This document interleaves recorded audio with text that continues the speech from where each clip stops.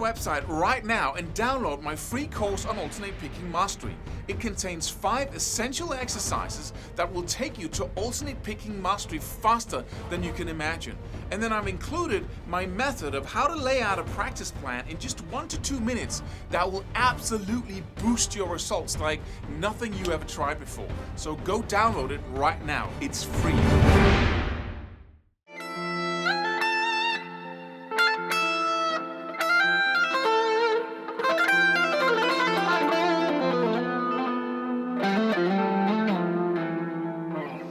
Hey, a little Lydian feel here. Got this question again about talking about modes, and it's so confusing to most people who go into it right away because it's taught, and then when you have all the information that's out there about modes, you're still confused because it doesn't really explain anything from the perspective of what can I use modes for, when is it relevant, why do I need to learn them? Right? And have you ever been in the band situation playing with the guys and saying, oh, I wish I knew the Lydian mode, right? It never really comes on like that. We got scales, we got arpeggios, but let me just explain what a mode is from a new perspective. If you, say you have the C major scale, right? And that scale has 7 different chords. We have 7 different notes in the C major scale.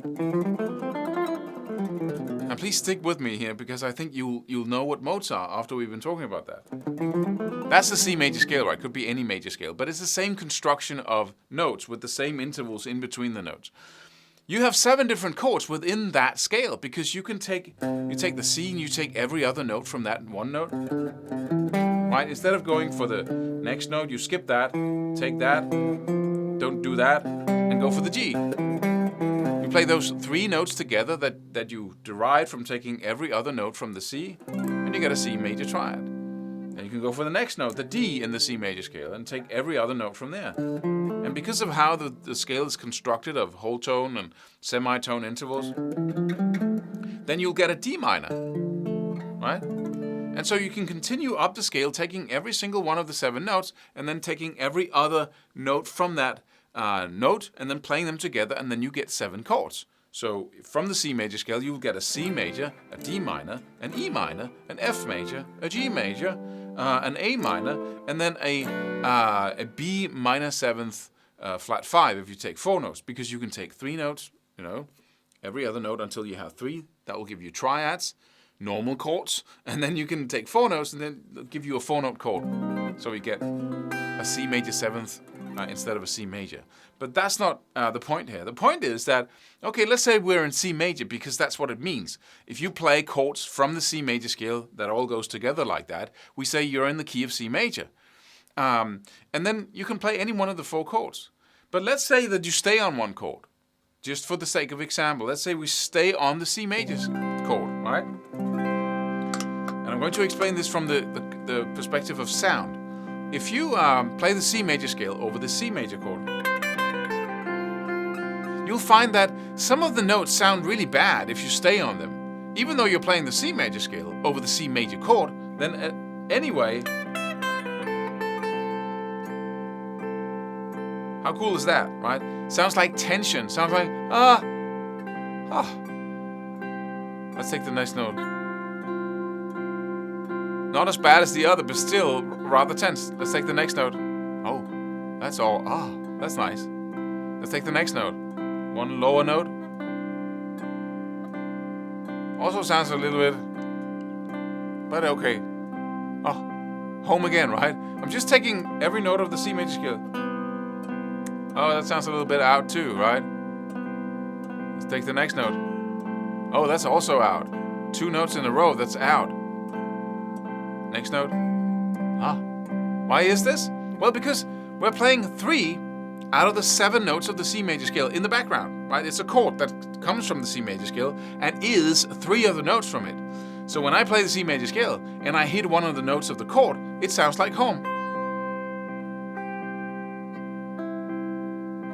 Because it's the same notes as in the background. Whenever I hit a note that's not in the chord from the C major scale, which will be 4 notes, right?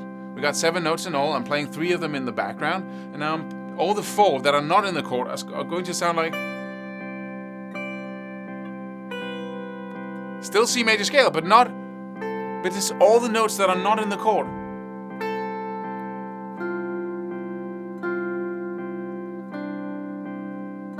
And then, right? So, here's what a mode is. It's the sound of me playing melodies, or licks or lines, whatever you want to call them, that fits the chord in the background using the C major scale. That's the sound of the Ionian mode, the basic sound of that. If I just play random notes from the C major scale, you'll just hear, well. But if I start playing with a focus on the notes, I'm using the C major scale, but I'm using all the notes that are not in the chord, those that are tense, I'm using those as passing notes. And then I start and end my lines, what I play, on a chord note. Sounds like this. And that will be the sound of the Ionian mode. Right? So now I'm playing, that's the root note, the chord in the background. I'm starting on that and then playing some notes.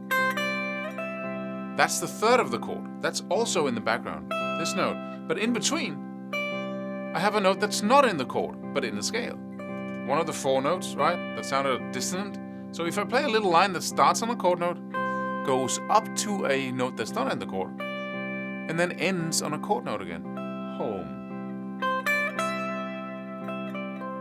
The note in the middle here is not in the chord, but I'm using it as a passing note, as a bridge between two chord notes. Now, what you're hearing now is a Ionian sound. That's the first mode out of the 7.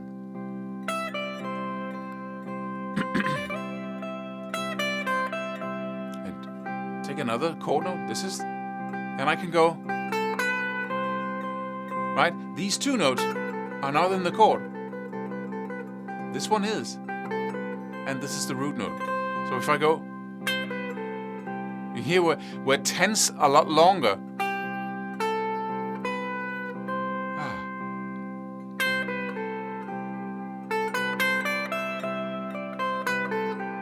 Right?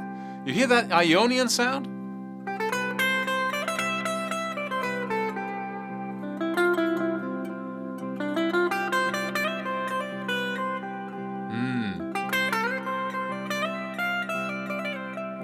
All the lines I play are kind of dancing around the chord notes, using the scale notes since a little bit out and a little bit in. And the human ear loves that because we got tension and we got release.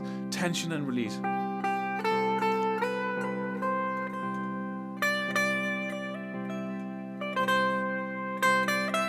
And every melody is created like that. Let's do another example. Let's go up and say, let's use the 4th chord. If I go up 4 notes in the scale and I form a chord from that, I get the F major. Alright? Let's do 4 notes in that chord. So we go, take every other note from the F using the C major scale until we have an F major 7th. That's what we create by using the C major scale, taking the 4th note of that scale, and then taking every other note until we have 4.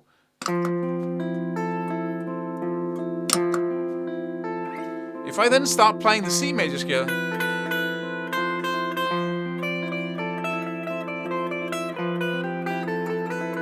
not every note sounds great, but if I focus on the notes that we hear in the background and use the other notes as passing notes,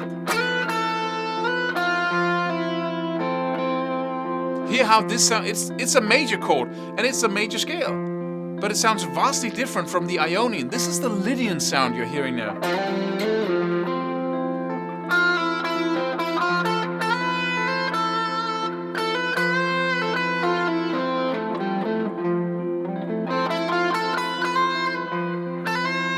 Has that dreamy, misty forest quality to it.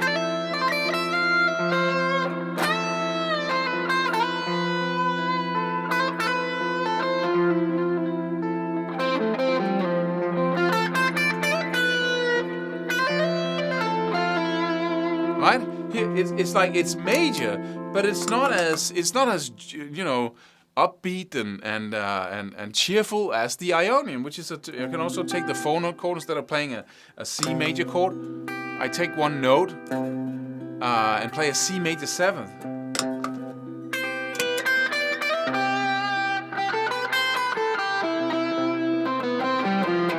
Hear how that is much more without tension. Okay? So a mode is a sound. How do you generate that sound? Well, you take any major scale, minor scale, generate 7 chords from it by taking every other note from every step in the scale. You get different minor and major chords. Whenever you play a minor or major chord from that scale and focus on the notes of the chord when you create your lines, what you hear, the chord in combination with the scale played in that specific way with a focus on the chord notes, will create a Ionian, a Dorian, a Phrygian, a Lydian, or a Mixolydian sound, or Aeolian, or any of the other modes. But so every one of these names are really a name we put to the sound of something, to the sound of the combination between the scale and one of its chords. That's where it's relevant, right? And so let's do one more example and then go. If I go up 6 steps, let's say 6 steps from the C, 1, 2, 3, 4, 5, 6. I hit the A, and if I form an A chord from that note, following the C major scale, taking every other note, I get an A minor. And if I start playing the C major scale with a focus on the notes of the chord being played in the background, those 3 notes, I get the Aeolian sound.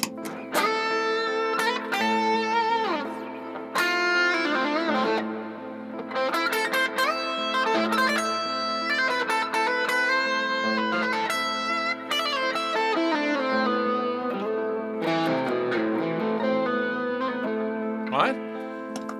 So it works in the most amazing way. So how can you use this? Well, you could play a solo in one of these modes. You could be in any key, and then you can say, okay, we got 7 chords to choose from. Play just one chord, and then use the major, minor scale, same thing, different perspective, and then start improvising using the arpeggio of the chord in the background and that specific scale. And then you could get that Lydian sound, you could get the Aeolian sound, or the Ionian, or one of the other sounds.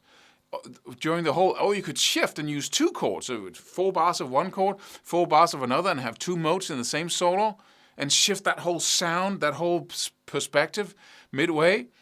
So this is really, really useful if you know what it is, right? And from a soloing perspective, this is what it is. I should say that, just a final remark, that if you can go into, many people do, you can go into saying, okay, why is this? Why does the Lydian sound so different from the C Ionian? Why is that sound different? And it's because of just a few notes that changes. So if you see a scale, the C major scale, from the perspective of C,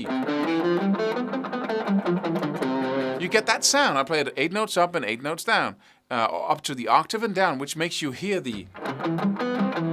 that arpeggio sound as well. If I play the same C major scale, but from the F, which is the Lydian note, and 8 notes up,